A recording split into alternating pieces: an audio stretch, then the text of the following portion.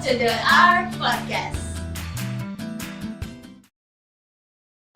Setiap masyarakat pasti mengalami perubahan. Kalian sendiri juga pasti tidak asing dengan istilah perubahan sosial budaya. Banyak sekali faktor-faktor yang mempengaruhi adanya perubahan sosial budaya. Seperti contohnya adalah lembaga sosial, nilai-nilai sosial, dan juga lain sebagainya. Salah satu contoh adanya perubahan sosial budaya adalah adanya modernisasi. Modernisasi sendiri adalah suatu upaya untuk hidup sesuai dengan zamannya. Nah, tentunya perubahan sosial budaya tiap-tiap orang pastinya berbeda-beda tergantung dari terbuka atau tidaknya suatu masyarakat tersebut. Lantas, sanggupkah masyarakat Pulau Dewata mempertahankan budaya mereka di era gempuran masuknya budaya asing melalui turis-turis mancanegara? Hal ini akan kami bahas pada episode podcast pada kali ini. With me, Kak Sadratu Safa Aaya, ready to discuss all the issues around the world. Of course, I'm not alone here. There is Kak Azarin. She's my partner who will help me to interview all the speakers around here. Hello everyone, I'm Azarin Mahrunisa Jumhur. I'm here as interviewer to ask many things about Pulau Dewata to our speakers. It is very familiar to us that Pulau Dewata has many interesting things in there. Therefore, there are many tourists flock to see the beauty of Bali. We can see statements from our speakers regarding the influx of tourists who bring the Western culture. We can see statements in their information, both in positive and negative sides. First, let's get acquainted with our speakers here. Yap, langsung saja kita mulai ke narasumber kita yang pertama dan juga narasumber kita yang paling spesial nih, yaitu Ibu Briananda sebagai Ketua Asosiasi Pedagang Provinsi Bali. Om Swastiastu, salam budaya. Perkenalkan, saya Briananda Alfarina Nuraulia sebagai Ketua Asosiasi Pedagang Provinsi Bali. Wah, keren-keren. Kalau boleh tahu, Ibu Briananda ini udah berapa lama menjadi Ketua Asosiasi Pedagang di Provinsi Bali? Saya sudah menjadi Ketua Asosiasi Pedagang Provinsi Bali sejak tahun 1999. Wah, udah lama sekali ya Ibu Briananda ini sudah menjadi Ketua Asosiasi Pedagang Provinsi Bali sejak 24 tahun lamanya. Iya, benar. Asosiasi ini kan merupakan organisasi swasta yang bergerak untuk membantu para pedagang atau anggota yang bergabung pada asosiasi ini. Jadi setiap minggu tim kami terjun ke lapangan untuk memantau kondisi pedagang yang berjualan di daerah Bali. Kami juga membantu pedagang untuk bangkit dari keterpurukan pasca pandemi COVID-19. Wah, baik. Terima kasih Bu Briananda. Kita lanjutkan ke narasumber kita yang berikutnya, yaitu Mbok Naila. Nah, kalian tahu nggak sih, panggilan untuk laki-laki di Bali adalah Bi, sedangkan untuk perempuan adalah Mbok Jekek. Nah, Mbok Jekek sendiri artinya adalah kakak cantik. Baik, silahkan perkenalkan diri Mbok Jekek kita. Halo semuanya, perkenalkan nama saya Naila Safira Fauzia. Di sini saya menjadi masyarakat Bali. Kalau boleh tahu, Mbok Naila ini udah berapa tahun di Bali atau mungkin umurnya berapa? Masih SMA atau mungkin udah kuliah? Jadi saya berumur 19 tahun. Saya lahir dan tinggal di Bali, tepatnya di Desa Penglipuran, Kabupaten Beni, Bali. Saya sekarang sedang berkuliah semester 4 di salah satu kampus favorit di Bali, tepatnya di jurusan pariwisata, Fakultas Pariwisata. Alasan saya memilih jurusan ini, saya ingin kedepannya bisa memperkenalkan keindahan dan keberagaman Pulau Dewata ini kepada masyarakat luar. Wah, keren banget nih. Kak Naila maksudnya Mbok Naila udah dari lahir di Bali, berarti tahu banget nih kebudayaan-kebudayaan apa yang ada di Bali. Kalau bicara tentang itu sih pastinya sudah menjadi kebanggaan tersendiri ya bagi pemuda-pemudi yang ada di Bali. Tentunya mereka mempelajari kebudayaannya. Salah satunya yaitu mempelajari tarian tradisional khas Bali. Dari kelas 1 SD, saya sudah mempelajari dan mendalami tarian tradisional tersebut. Okay, thank you for the information and thank you for introducing yourself. Next, we have our pengamat sosial. Who else? It's Kami. So, Kak Ami, it's my old friend when we are in high school. So, please introduce yourself. Hello everyone, allow me to introduce myself. My name is Ahmad Nasir Hamid. You can call me Bli Ami. I'm 23 years old and I've been in Bali for 5 years, since I went to college. Wah, kalau boleh tahu Kak Ami ini bekerja di bidang atau bekerja di mana nih? Bisa dijelaskan? Jadi, saya bekerja di salah satu lembaga sosial budaya yang ada di Bali. Tujuan kami adalah membentuk lembaga sosial yang solid. Hingga saat ini, lembaga sosial yang menemani saya masih berperan dalam menjaga dan menjunjung tinggi nilai sosial yang terkandung di Bali, seperti upacara pernikahan, agama, hingga upacara kematian atau ngaben. Wah, jadi Kak Ami ini benar-benar suatu tokoh masyarakat yang benar-benar menjaga nilai-nilai kebudayaan, apalagi nilai-nilai sosial yang ada di Bali, benar? Iya, kurang lebih seperti itu. Wah, ini jadi topik yang seru nih nantinya ya kan Kak? Wah, bener banget tuh. Nah, tadi kan kita sudah punya Kak Ami sebagai pengamat sosial. Selanjutnya kita punya Kak Ferdi yang berperan sebagai pengamat budaya. Halo Kak Ferdi. Halo juga, perkenalkan saya Ferdian Anugrah Maulana Putra sebagai pengamat budaya. Saya berumur 26 tahun dan bekerja di pegawai pemerintah bidang budaya sejak 5 tahun yang lalu. Kalau boleh tahu, jadi pengamat budaya di pegawai pemerintahan itu tugasnya ngapain aja? Jadi tentunya saya harus mengamat budaya yang ada di Bali serta menjaga nilai-nilai kelestarian yang ada di dalamnya. Namun tugas dari pengamat budaya tidak hanya mengamat yang ada di Bali saja. Kembali ke tujuan awalnya mengamati, yaitu mengetahui. Setelah saya mengetahui kebudayaan yang ada di Bali, yang saya pikirkan hanya bagaimana cara memperkenalkan budaya Bali ke turis lokal maupun mancanegara yang datang ke Bali. Keren-keren. Jadi tugas pengamat budaya itu tidak hanya untuk mengamati, namun kembali ke tujuan awalnya untuk mengetahui dan juga memperkenalkan kebudayaan yang ada di Bali ke masyarakat seluruh Indonesia maupun internasional. Wah, bener banget tuh. Nah, selanjutnya kita beralih ke narasumber kita yang berikutnya, yaitu Jero Mangku di salah satu desa yang cukup terkenal di Bali nih. Nah, Jero Mangku kita sudah berkenan hadir di tengah kesibukan beliau loh. Bagaimana kabarnya Jero Mangku? Om Swastiastu, baik. Perkenalkan dulu dong Jero Mangku. Perkenalkan, saya Firdan Wafi Farizal, pemangku adat salah satu desa di Bali.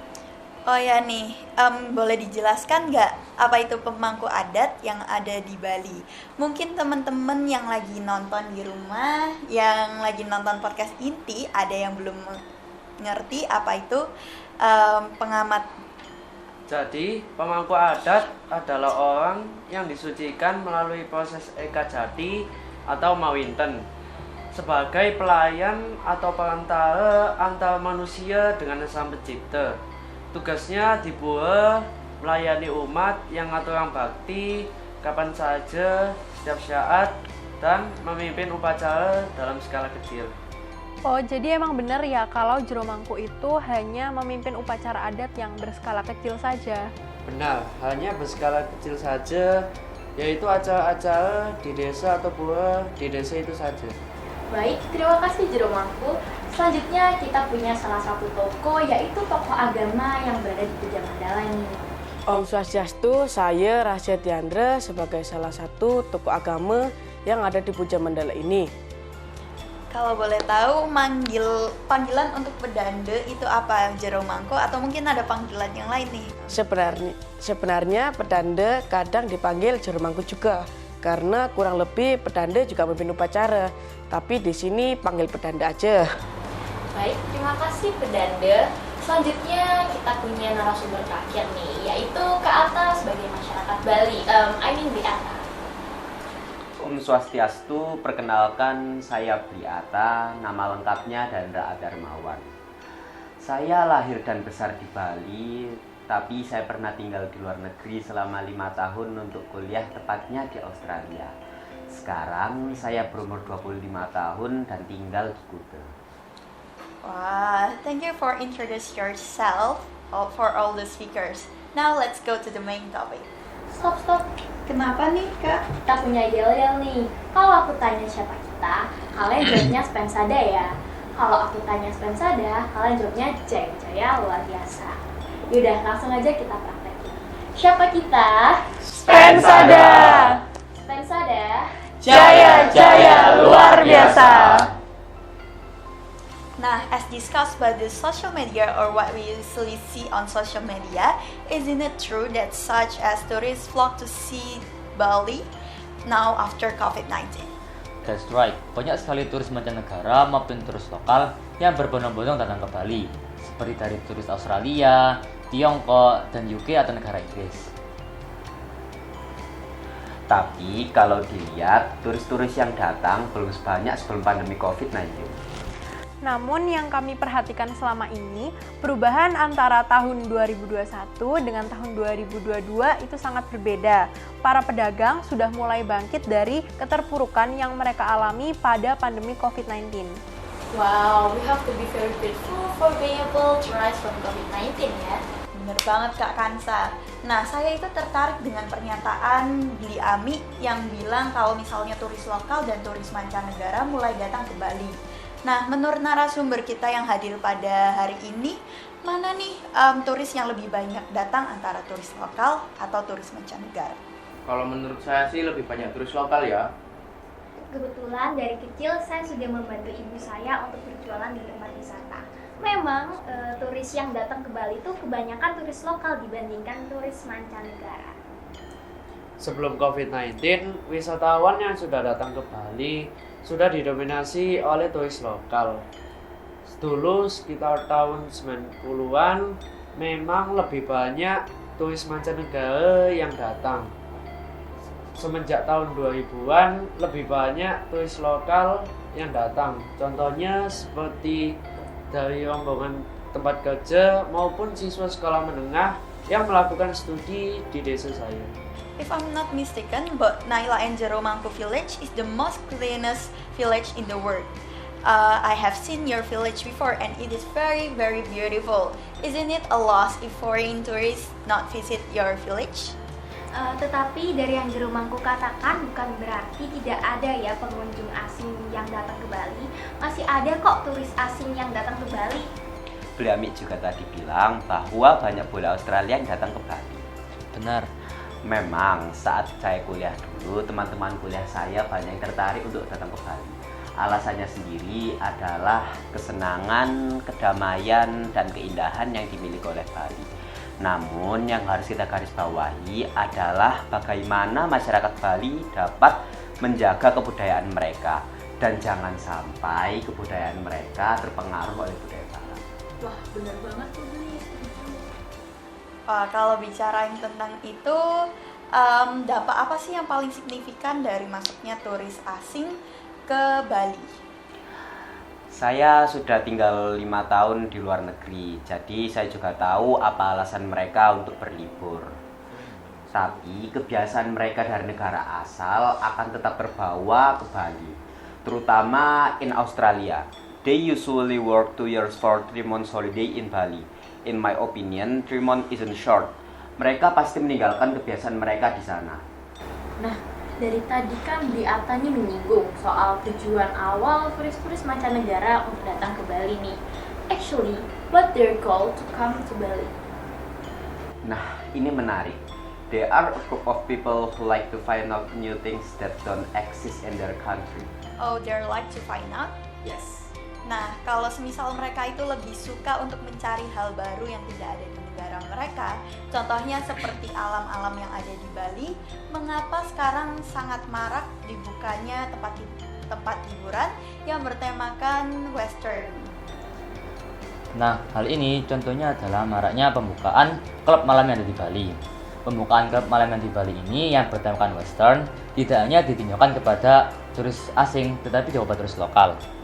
Menurut saya pribadi, dengan dibukanya tempat-tempat seperti ini akan menimbulkan dampak negatif kepada masyarakat sekitar, terutama dalam bidang keamanan. Many people are drunk and roaming the streets in Bali. Mungkin dari sini dapat kita simpulkan perubahan sosialnya. Apabila saya menjadi pemerintahan daerah, saya akan menerapkan peraturan tentang larangan untuk berkeliaran saat sedang dalam keadaan mabuk. Karena hal ini akan mengancam keamanan masyarakat lokal, terutama bagi perempuan. Kalau mencari dampaknya, terutama dampak positifnya, mungkin pelaku pariwisata akan mendapatkan pekerjaan dan juga hasil buminya akan laku. Menurut saya pribadi, mungkin tidak akan ada dampak sosial yang terjadi jika ia dapat mengikuti peraturan yang ada di Bali. But in this case, para turis asing ini sudah banyak yang melanggar aturan adat di Bali. Sebagai bagian dari masyarakat Bali, saya tidak dapat membenarkan bahwa dengan dibukanya tempat hiburan akan memberikan dampak negatif saja. Kita juga bisa melihat dampak positif yang timbul di masyarakat. Contohnya dengan dibukanya tempat hiburan ini akan membuka lapangan kerja baru dan dapat mengurangi tingkat pengangguran yang ada di Bali. Nah, benar-benar. Tapi kalau bicarain dampak positifnya itu lebih sedikit dibandingkan efek negatif yang ditimbulkan dari hal tersebut. Seperti hal keamanan yang telah disampaikan tadi. Selain itu, tempat hiburan bertemakan budaya barat dapat memudarkan nilai budaya yang ada di Bali. Contoh memudarkan nilai budaya yang ada di Bali itu seperti apa ya, Jero Mangku? Contohnya, sekarang para pemuda-pemudi di Bali lebih tertarik pergi ke tempat hiburan bertemakan budaya barat. Padahal masih banyak hiburan tradisional yang masih mengandung nilai tradisional di Bali. Wah, kalau boleh tahu tempat-tempat hiburannya itu contohnya seperti apa ya? Mungkin teman-teman yang ada di rumah itu tertarik untuk pergi ke tempat tersebut. Kalau di Bali, biasanya hiburannya berupa tarian tradisional. Contohnya seperti yang ada di Cening Bagus atau Batu Bulan, tahu? Yes, Cening Bagus is the most good destination in Bali. We can see Balinese dances rap by Balinese stories. Besides, we can go shopping in there. Yes, that's Rasa, but can we go back to main topic? Oke, saya setuju dengan pernyataan Jero Mangku. Apabila para pemuda di Bali saja tidak terbiasa dengan budaya mereka sendiri, so how do they preserve their own culture? Nah, Mbok Naila ini kan merupakan salah satu golongan pemuda yang ada di Bali. Menurut Mbok Naila sendiri, bagaimana cara para pemuda-pemudi yang ada di Bali untuk melestarikan kebudayaan yang ada di sana? Saya mengerti kondisi para pemuda di Bali, tetapi hal ini tidak bisa hanya difokuskan saja ke pemuda yang ada di Bali, namun juga ke pemuda di seluruh Indonesia. Bisa kita lihat sampai sekarang, kebudayaan di Bali masih terlihat jelas, dan nilai-nilainya pun juga masih terasa. Menurut saya sih nggak ada yang perlu dikhawatirkan. Saya juga setuju dengan pernyataan tersebut, bahwa tidak ada yang harus dikhawatirkan dengan kebudayaan yang ada di Bali. Karena ketika anak sudah beranjak remaja, khususnya menginjak bangku SMP, mereka akan dimasukkan ke dalam suatu kelompok pemuda-pemudi. Ya, itu benar sekali. Jadi di Bali itu ada 5 kebudayaan, yaitu kesenian, olah hidup, sistem kelembagaan, sistem kemasyarakatan, dan sistem kepercayaan. Tadi sudah disinggung di awal bahwa itu sudah menjadi kebanggaan tersendiri bagi pemuda-pemudi yang ada di Bali. Tentunya mereka mendalami tradisi yang ada di sini.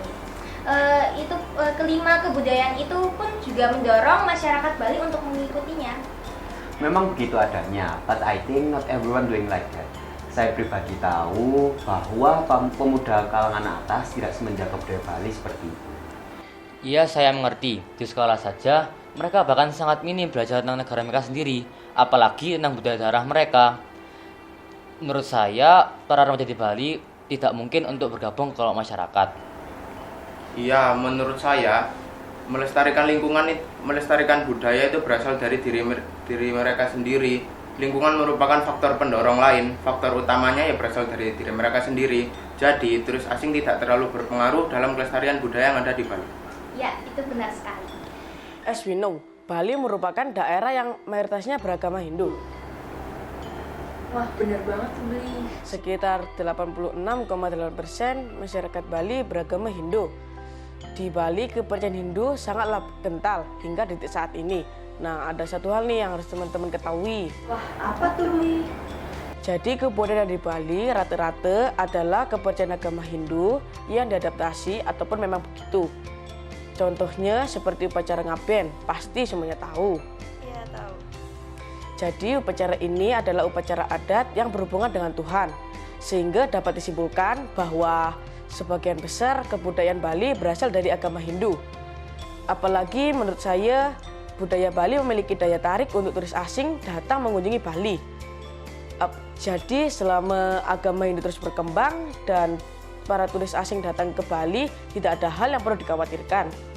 Wah, benar banget tuh Bli, saya setuju. Memang seharusnya masyarakat Bali tidak hanya terpacu pada satu sudut pandang saja, yaitu kebudayaan. Banyak sekali isu-isu yang perlu masyarakat Bali lebih perhatikan. That's right. It is very important to preserve Balinese culture which is very beautiful. But banyak lagi yang harus menjadi fokus dari masalah-masalah yang ada di Bali. Salah satunya adalah di bidang perekonomiannya. Nah, bener banget tuh.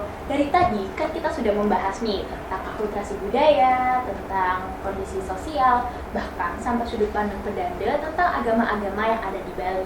Nah, selanjutnya kita akan beralih topik ke perekonomian yang ada di Bali.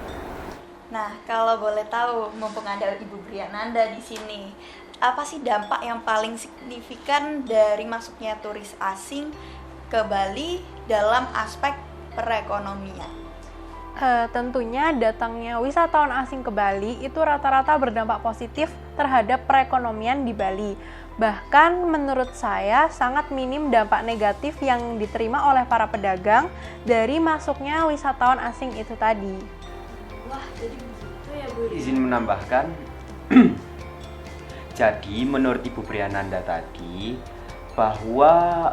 Ibu Briananda tadi menyebutkan bahwa datangnya turis asing tidak memberikan dampak-dampak yang begitu besar kepada masyarakat Bali, benar?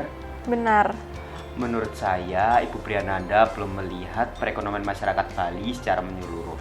Contohnya, dampak yang ditimbulkan lebih mengarah ke perekonomian masyarakat Bali. Benar begitu, saya rasa banyak yang dapat dirasakan oleh masyarakat Bali. Contohnya seperti apa ya, Bu Ami? Sebenarnya banyak yang dapat dirasakan oleh masyarakat Bali. Salah satunya adalah kenaikan harga barang. Contohnya adalah nilai dolar itu jauh lebih tinggi daripada nilai rupiah. Of course they are used to it. Dari sini para pedagang mulai menaikkan harga barang dengan caranya. Saya sebagai masyarakat Bali dapat merasakan hal ini. Contohnya pada harga makanan. Jika kita pergi ke pantai yang jarang dikunjungi oleh para wisatawan, maka harga makanan di sana berkali-kali lipat daripada harga di tempat lain. If we talk expensive, ya it depends on the place. Jadi kalau misalnya mau cari makanan atau barang yang murah, ya kita harus lihat kondisi tempat wisata yang terlebih dahulu. Jangan sampai salah pilih.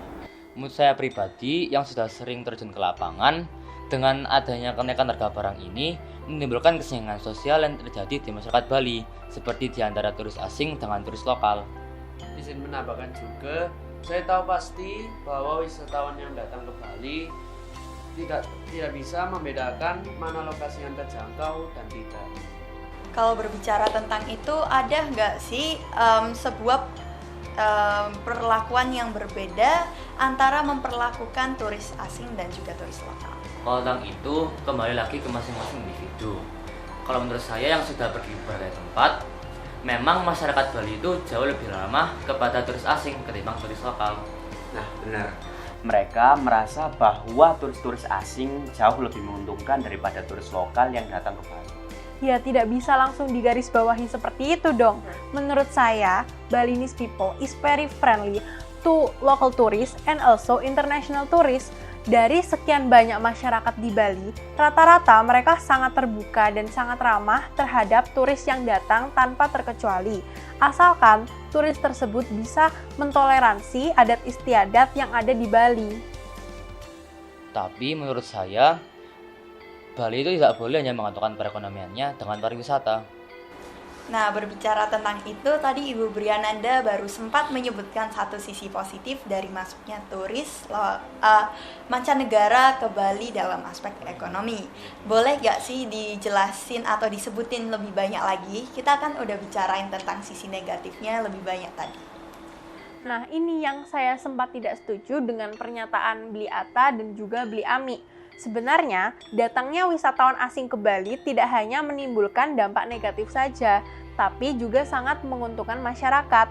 Dengan datangnya wisatawan asing ke Bali, kita sebagai masyarakat Bali bisa menciptakan lapangan kerja baru, bisa menambah devisa negara, lalu kita bisa mendorong adanya investasi asing.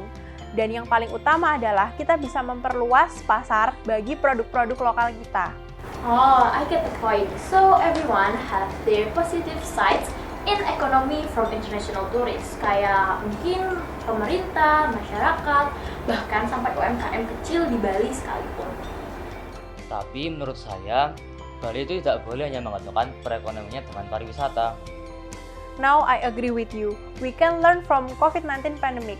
Pada masa pandemi kemarin, tempat-tempat penginapan, restoran, dan pedagang itu tidak dapat income dari pariwisata. Sehingga kita sebagai masyarakat Bali sadar bahwa sebenarnya banyak sekali hal yang berpotensi untuk menghasilkan keuntungan di Bali. Nah, benar banget tuh. Kita sendiri kan juga tahu bahwa Bali itu punya sumber daya alam yang sangat banyak. Sangat disayangkan bila sumber daya alam tersebut tidak dikelola dengan sebaik-baiknya. Padahal jika masyarakat Bali mampu mengelola sumber daya alam tersebut, itu akan menjadi nilai plus bagi perekonomian yang ada di Bali. Benar, di Bali itu terkenal dengan padi dan tehnya karena tanahnya yang subur. Mungkin hal ini bisa ditekankan lagi agar menjadi sumber penghasilan yang ada di Bali sebagai antisipasi. Wah, benar banget tuh. Semoga pandemi seperti COVID-19 tidak lagi terjadi ya. Amin. Nah, berbicara tentang itu, Ibu Briananda, apakah saat terjadi COVID-19 itu pedagang mengalami keterpurukan? Kalau itu sih of course ya, karena sebagian besar income pedagang itu didapatkan dari wisatawan. Sedangkan pada masa pandemi itu sedikit sekali, bahkan tidak ada turis yang datang, baik itu turis lokal maupun turis asing. Bisa kita lihat sampai sekarang, banyak negara yang masih lockdown, dan juga tempat-tempat wisata tidak seramai dulu kan? Yap, benar banget. Nah, contohnya itu seperti apa ya, Mbok Naila? Kalian tahu Pantai Pandawa dan Tanjung Benoa kan? Yes. Yes, of course. Both of that beaches have their natural beauty. So Tanjung Benoa have many water rides, while Pandawa offers natural beauty and the culinary. Pastinya belum lengkap tuh kalau ke Bali belum ke Pantai Pandawa dan Tanjung Benoa. Kalau boleh tahu, saat pandemi di sana terjadi apa ya? Tadi kan sudah disinggung ya bahwa pandemi membawa dampak bagi wisata, terutama bagian pantai ya, itu menjadi sepi. Hal ini disebabkan karena ketergantungan masyarakat terhadap sektor pariwisata. Yap, itu yang tadi kita bahas. Nah, dan setahu saya, pedagang-pedagang yang ada di daerah pantai itu banyak yang berusia anak-anak hingga remaja. Nah, uniknya yang saya suka dari mereka ialah di waktu senjang ini, mereka lebih memilih untuk mendalami kebudayaan yang ada di Bali. Iya benar, di masa pandemi bukan lagi menjadi penghambat kita untuk mendalami kebudayaan daerah, tapi malah kita bisa mencari kebudayaan nasional itu lebih dalam lagi. Tapi ada yang disayangkan saat lockdown pada pandemi. Wah, apa tuh? Jadi pada saat pandemi di Bali tidak diadakan upacara adat maupun acara adat seperti pengarakan ogoh-ogoh, upacara malasti, dan lain sebagainya. Izin menambahkan, kalau menurut saya dengan dibatasinya acara atau upacara adat ini akan mengurangi pengetahuan bagi para remaja di Bali dan tidak mungkin bagi mereka untuk bergabung ke kelompok masyarakat. Ya mau gimana lagi, itu merupakan kebijakan pemerintah untuk menghentikan rantai penyebaran COVID-19 dan membangkitkan kembali pariwisata di Bali. Benar. Kalau boleh tahu, tadi kan menyinggung tentang masuknya budaya barat melalui ponsel. Nah, menurut narasumber kita pada hari ini, mana nih pengaruh yang dampaknya lebih besar antara pengaruh dari ponsel atau budaya barat yang masuk melalui turis? Kalau bicara tentang itu sih pastinya dari ponsel ya. Wah, ternyata dampak yang ditimbulkan ponsel itu lebih besar dibandingkan dari dampak yang ditimbulkan oleh turis asing sendiri ya? Iya, kalau masalah pemuda yang terpengaruhi itu jelas dari ponsel, bukan dari turis asing. Ya, tapi kan tetap saja turis-turis asing mempengaruhi mereka dari cara berpakaian dan lingkungan mereka. Tapi jika bicara tentang masuknya turis, pasti ada dampak negatif dan positifnya ya.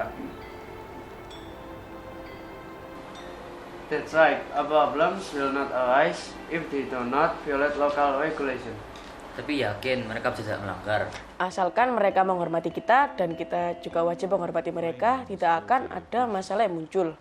Ngomong-ngomong tentang menghormati, kita kan tahu kalau misal Bali merupakan salah satu daerah di Indonesia yang memiliki tinggi toleransi. Wah, benar banget tuh. Kalau kita membicarakan tentang toleransi, di Bali itu ada satu tempat yang bisa kita nilai kalau Bali itu memang sangat tinggi toleransinya. Tempat seperti apa ya Ibu Briananda? Ya, itu tempat Pura Pedanda. What kind of place is it? I think Bojamandala is very great place as long as I live. I feel at peace because of a high tolerance from 5 religion in Indonesia. Kok 5? Bukannya ada 6 agama yang ada di Indonesia ya? Jadi begini, saat Bojamandala didirikan, agama yang sudah diresmikan di Indonesia masih berjumlah 5 dan agama Konghucu belum diresmikan di Indonesia. Wah, jadi begitu ya, Beli. Nah, berbicara tentang agama, kalau semisal masuknya turis asing ke Bali, terutama ke Puja Mandala kan merupakan salah satu destinasi yang favorit. Itu ada pengaruh dalam kelangsungan acara keagamaan atau mungkin jadwal beribadah gak sih? Tentunya tidak ada, karena menurut saya ibadah yang kepercayaan masing-masing terhadap Tuhan yang kita anut. Tidak ada pengaruh apapun yang mempengaruhi kami berdoa kepada Tuhan kami masing-masing. Kalau berbicara tentang culture shock, ada gak? Atau mungkin ada pengaruh dari masuknya turis asing ke Bali? Kalau culture shock ada, karena tidak semua orang terbuka akan dunia luar. Tapi kalau pengaruh beribadah, kami beribadah ya sesuai agama yang sudah ada sejak lama. Ya kuncinya yaitu mereka harus menghormati kita dan kita juga wajib menghormati mereka. Benar. Menurut saya, kita tidak boleh menyalahkan turis asing dengan dalih merusak kebudayaan yang ada di Bali. Justru, kedatangan turis asing dapat memberi keberkahan bagi masyarakat Bali. Kalau bicara tentang itu, malah yang harus kita fokuskan adalah bagaimana para remaja untuk menggunakan HP sebaik-baiknya. Ya benar. Jadi janganlah kita untuk menyalahgunakan HP. Gunakanlah HP untuk memperluas wawasan diri kita. Wah, jadi intinya itu menghormati dan juga dihormati ya. Benar-benar, satu yang sudah saya sebutkan tadi, bahwa kita tidak perlu mengkhawatirkan budaya Bali hilang. Maksudnya, kita tidak perlu terlalu terfokus di situ, karena masih banyak masalah-masalah yang ada di Bali. Wah, bener banget tuh. Jero Mangku juga pasti sadar banyak sekali isu-isu atau masalah-masalah yang bertebaran di Bali. Bahkan masyarakat pun tidak terlalu menaruh fokus pada isu-isu tersebut. Padahal isu-isu tersebut mungkin bisa jadi merupakan isu yang sangat urgent. Jelas, masih banyak masalah yang ada di Bali. Maybe any hope for the next generation of Bali? Maksudnya harapan kayak gimana? Ya harapan kepada para pemuda-pemudi yang ada di Bali untuk melestarikan kebudayaan yang ada di sana. Harapan saya jauh ke depan untuk melestarikan sudah tentu. Ketika Gajah Mada sudah luar biasa. Ketika ia pernah mendengar yang namanya Sena Ilang Ketaring Bumi, ia pernah berpikir kalau kerajaan bolehlah hilang. Secara pribadi, ia berpikir kalau budaya di Nusantara jangan sampai hilang. Saya sepakat dengan beliau bagaimana budaya di Indonesia sangatlah urgent. Wah, bener banget tuh, Bli. Seharusnya kita sebagai generasi muda, pandai-pandainya kita bersyukur karena kita hidup di era di mana kita sudah diajarkan tentang penggunaan ponsel sebaik-baiknya nih. Banyak sekali sekolah-sekolah di Indonesia yang sudah menerapkannya. Salah satu contohnya adalah SMP Negeri 1 Sidoarjo. Nah, di SMP Negeri 1 Sidoarjo ini telah mengadakan program berupa ujian praktek yang dimana kita diwajibkan untuk berwawancara dan juga bersosialisasi dengan masyarakat sekitar. Gunanya adalah memperoleh informasi yang kemudian dikemas menjadi suatu yaitu video podcast. Wah, masa iya sih? Yes, of course, I'm so interested in that. Bagaimana tidak nih, kita sebagai murid diwajibkan untuk memperoleh informasi melalui banyak hal seperti wawancara ataupun searching di internet. Keren banget ya. Wow, udah pasti dong. Pasti muridnya sangat berkualitas ya. Nah, gak boleh diraguin lagi tuh. Oke nih, mungkin podcast inti kita pada episode kali ini sudah cukup untuk mengedukasi para pemuda-pemudi yang ada di seluruh Indonesia bagaimana pentingnya menjaga kelestarian budaya yang ada di daerah mereka masing-masing. Yes, of course. There are so many things that we have discussed in podcast inti today. So once again, I want to say thank you to all the speakers who are willing to come today. So see you in the next episode. Wait, ada yang kurang nih. Wah, apa tuh? Pantunnya dong Kak Kansa. Yang lain bilang cakep ya. Ke pantai beli ini. Cakep. Jangan lupa menerapkan prokes. Cakep. Sekian pembahasan kami kali ini. Cakep. See you in the next Inti Podcast. Bye.